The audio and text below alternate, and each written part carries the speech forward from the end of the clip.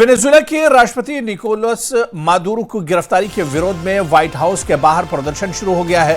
प्रदर्शनकारियों ने अमेरिकी कार्रवाई की आलोचना करते हुए नारेबाजी की है और वेनेजुएला की संप्रभुता के समर्थन का आह्वान किया है। प्रदर्शन के दौरान बड़ी संख्या में लोग वेनेजुएला के झंडे और पोस्टर लेकर पहुंचे। उनका कहना था कि अमेरिका लैटिन अमेरिका के आंतरिक मामलों में हस्तक्षेप कर रहा है। प्रदर्शनकारियों ने नारे लगाए कि डोनाल्ड ट्रंप और अमेरिका आज दुनिया के लिए सबसे बड़ा खतरा है। तो व्हाइट हाउस के बाहर प्रदर्शन किया जा रहा है और तस्वीरें भी आप देख सकते हैं। व्हाइट हाउस के बाहर की तस्वीरें हैं।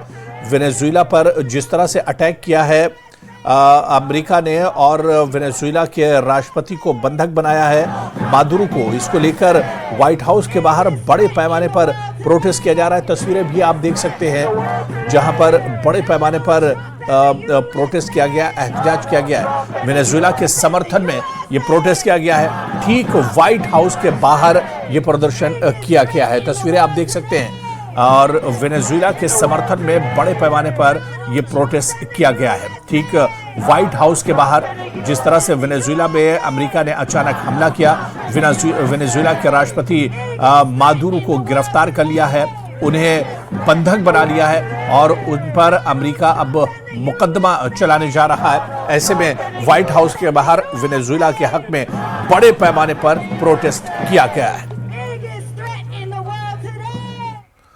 और वहीं वेनेजुएला में राजनीतिक संकट के बीच वहां के सुप्रीम कोर्ट ने अंतरिम राष्ट्रपति की नियुक्ति की है। वेनेजुएला की उपराष्ट्रपति डेल्सी ड्रोग्रियोज को देश की अंतरिम राष्ट्रपति नियुक्त किया गया है। यह फैसला मौजूदा राजनीतिक अनिश्चितता और सत्ता को लेकर जारी विवाद के बीच लिया गया है। अब वेनेजुएला की सुप्रीम कोर्ट ने डेल्सी को राष्ट्रपति नियुक्त किया है। तो मादुरो के बंधक बनाए जाने के बाद और इस उथल पुथल के बीच वेनेजुएला के अंतरिम राष्ट्रपति का ऐलान किया गया और खुद सुप्रीम कोर्ट ने इसमें मुदाखलत की है। सुप्रीम कोर्ट ने बाकायदा डेल्सी को अब अंतरिम राष्ट्रपति नियुक्त किया है। तो वेनेजुएला की अंतरिम राष्ट्रपति डेल्सी बनाई गई हैं। वेनेजुएला की सुप्रीम कोर्ट ने यह नियुक्ति की है।